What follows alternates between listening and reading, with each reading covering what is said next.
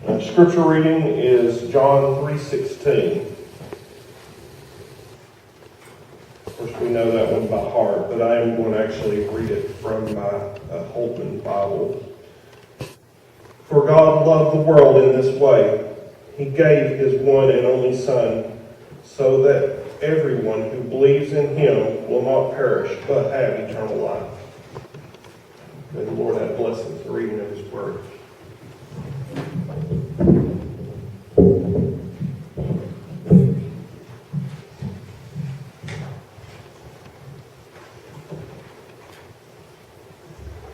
Good morning again. Happy Sabbath. I entitled my sermon this morning, "As Far in the Sky." It contributes to anybody knows what this coming Tuesday celebrates, or 9/11. Okay?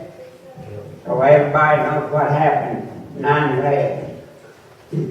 Thursday, September the 11th, 2001, the morning, this morning was dramatically changed our nation. Terror spread its ugly tentacles in our homes and in our hearts in a new and horrified way. For nearly all of us, that day began as any other Tuesday. Then precisely at 8:48 a.m. Eastern Standard Time, a hijacked American Airlines jet loaded with passengers streaked across the New York skyline and slammed into one of the twin towers of the World Trade Center. As an angry smoke fireball bellowed from the stricken 1,368-foot skyscraper. And about 18 minutes later, at 9:06, another hijacked jet slammed into the second tower. And while we were still reeling from the shock, yet another plane drove into the Pentagon.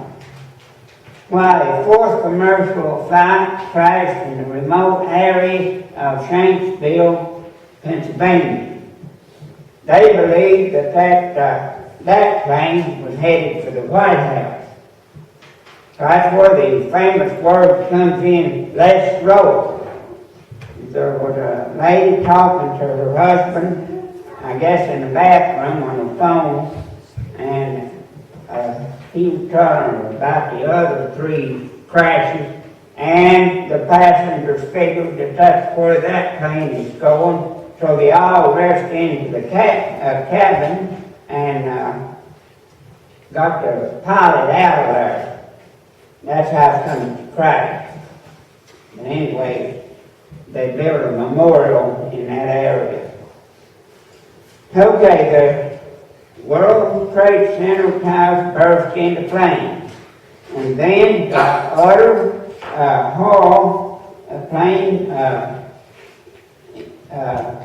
flames engulfed in the Pentagon. In storm disbelief, we witnessed sights that none of us will ever forget.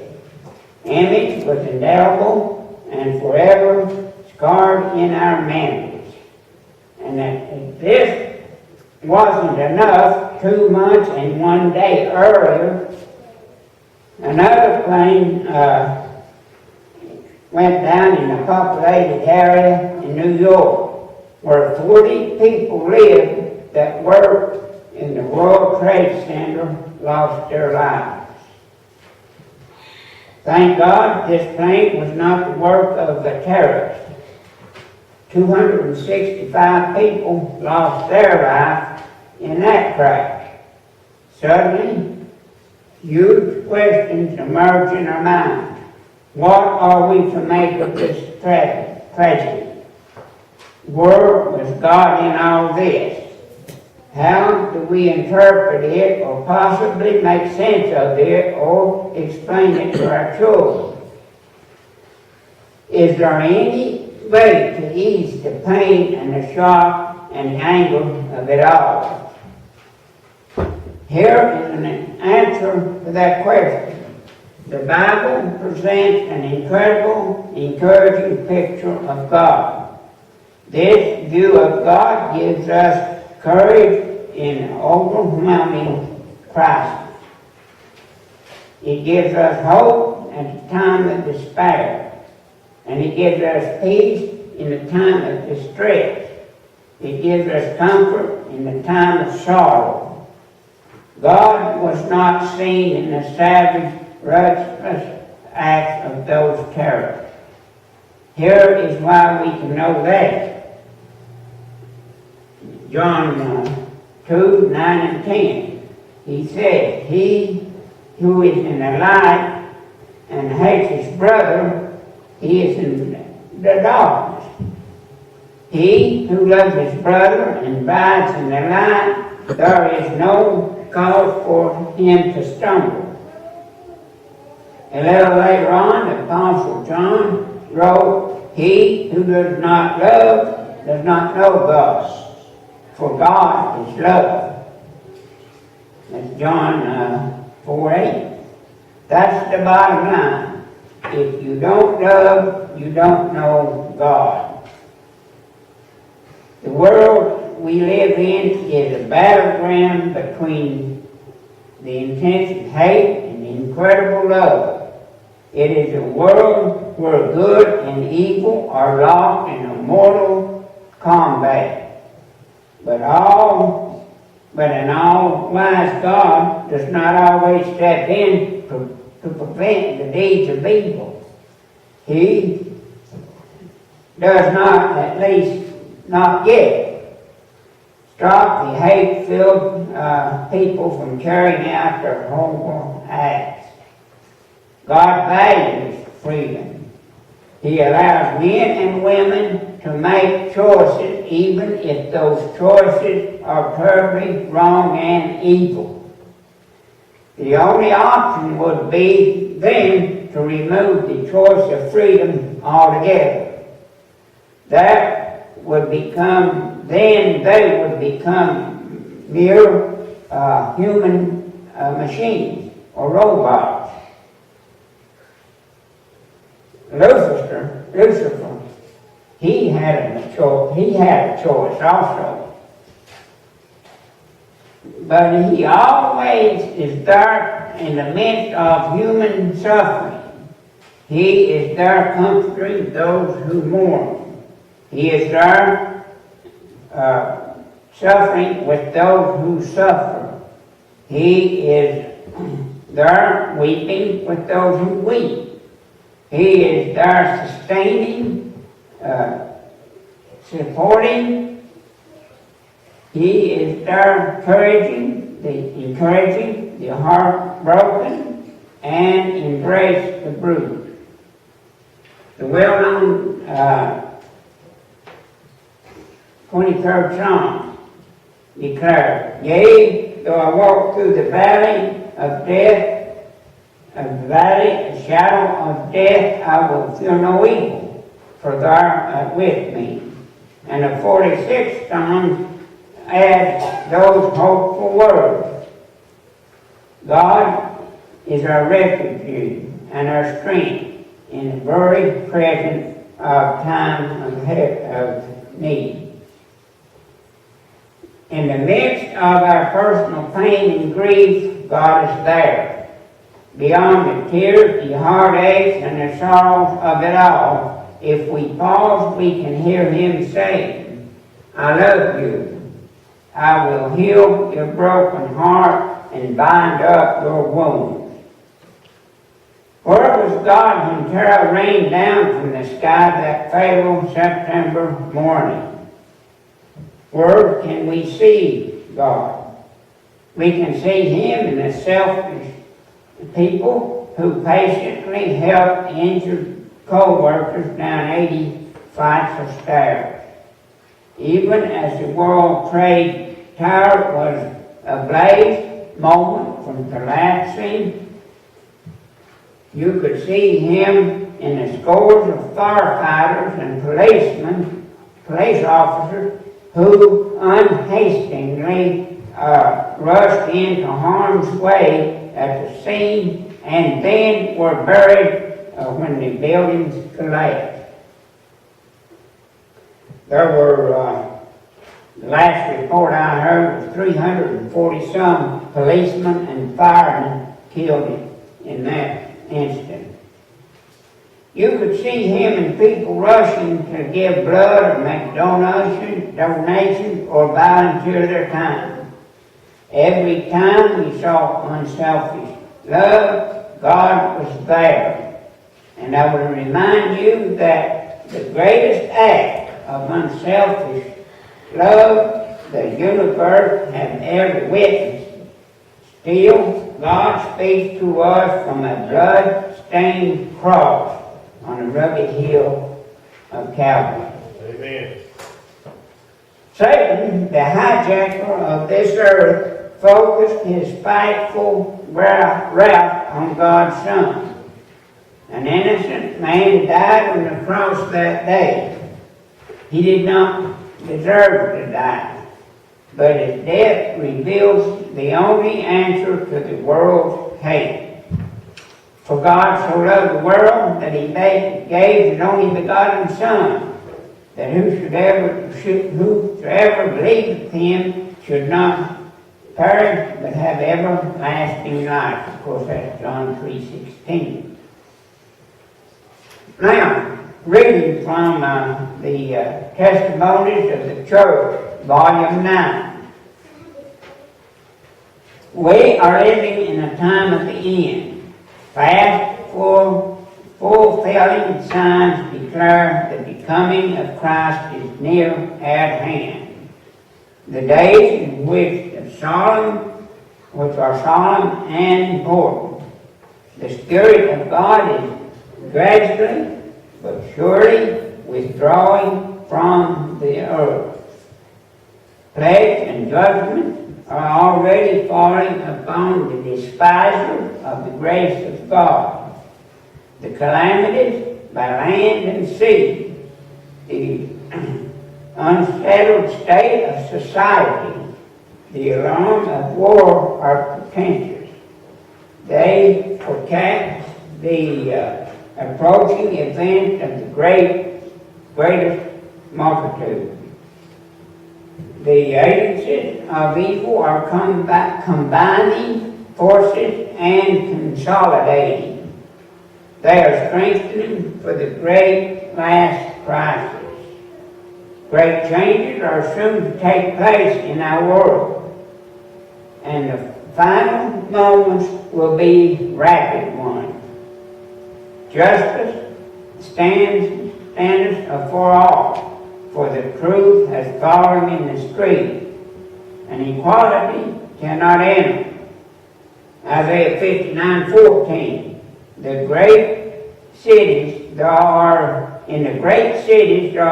a multitude living in poverty and wretchedness, and need of food, shelter, clothing. While in the same cities there are those who have more than their hearts could wish for, who live luxuriously, spending their money on richly furnished homes, on personal adornment, and worse still, upon gratifying or sexual appetites, and upon liquor, tobacco, and other things that destroy their brains, unbalance the mind, and degrade the soul.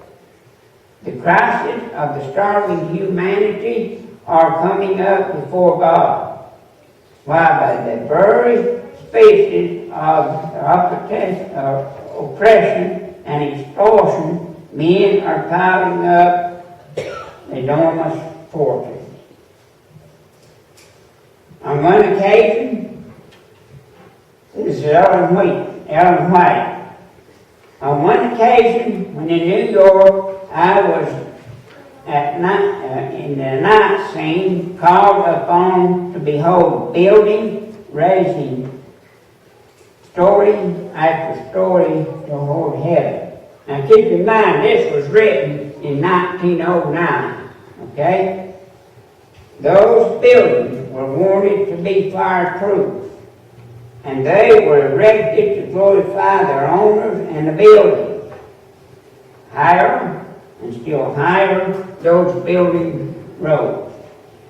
And in them, the most costly materials used. Those buildings belonged to those to whom the buildings belonged were not asking themselves, how best can we glorify God? The Lord was not in their thoughts. And I thought, oh, that those who are investing their means could see the course as God sees it. They were piling up magnificent buildings. But how foolish in the sight of the ruler of the universe is their planning and devising. They are not studying with all their power and hearts and minds how they may glorify God. They have lost sight of this, the first duty of man. As those lofty buildings went up, the owners rejoiced with ambition and pride that they had money to use in gratifying self and provoking the envy of their neighbors. Much of the money that they had invested had been obtained through exhaustion and through grinding down the poor.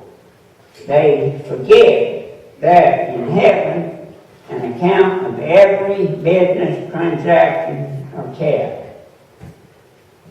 Every unjust deal, every fraudulent act is recorded. The time is coming when their fraud and their men will reach the point that the Lord will not permit to pass. And they will learn that there is a limit to their forbearance of Jehovah. The scene, now listen to this, the scene that passed before me was the alarm of fire. Men looked at those lofty buildings, supposedly fireproof buildings, and said, they are perfectly safe. But those buildings were consumed as they were made of pitch. The fire engine could do nothing to stay the destruction. The firemen were unable to operate the engine. And now this was written in 1909.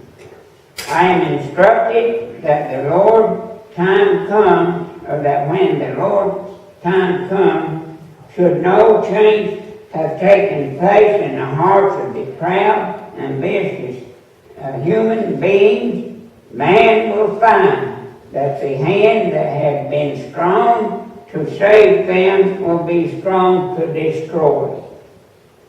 No earthly power can stay the hand of God.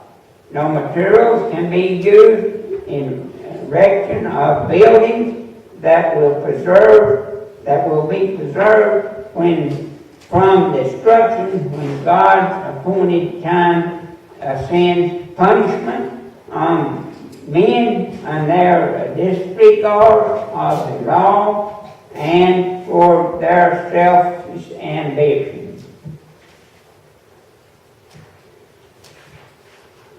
There are not many, even among educators and statesmen, who comprehend the cause that underlies the present state of society. Those who hold the reins of government are not able to solve the problem of moral corruption, poverty, and increasing crime. They are struggling in vain to place business opportunities on a more secure basis. If man would give more heed to the teachings of God's Word, they would find a solution to the problem that perplexed them. The Scripture describes the condition of the world just before Christ's second coming. Of the men who by robbery and extortion and accumulating great riches. It is written, "You have heaped up treasures together for the last days. Behold, the hired hand, or the hire of labor, who have reaped down your fields, which you have kept back by fraud. You have lived in pleasure on the earth. You have nourished your heart. You have condemned and killed the just."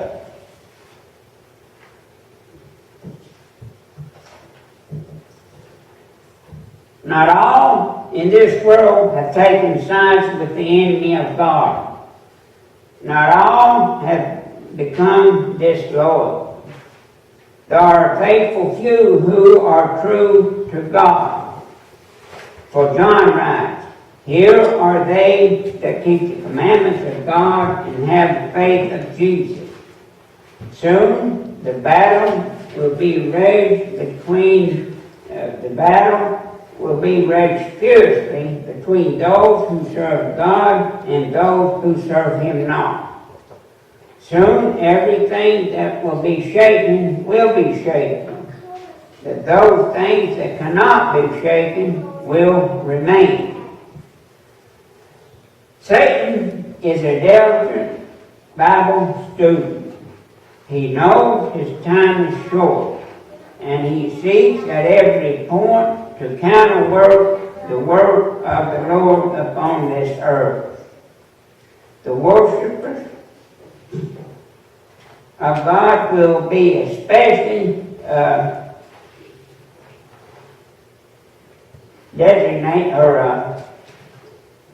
I can't get that out. But anyway, their regard for the fourth commandment, since this is a sign of God's creative power, the witness to His claim upon the reverence and homage. Designated was what I was looking for. The wicked will be designated by a distinguished. I'll get it right here in a minute. Up here, as I read before, couldn't get that word out. Distinguished. And we'll start over with this. The worship of God will be especially distinguished by the regards of the first commandment. Since this is a sign of God's creative power and witness to His claim, men upon men, reverence and homage. The wicked will be distinguished by the efforts to tear down God's creative memorial and exalt the institution of Rome. In this issue of conflict, all Christendom will be divided into two great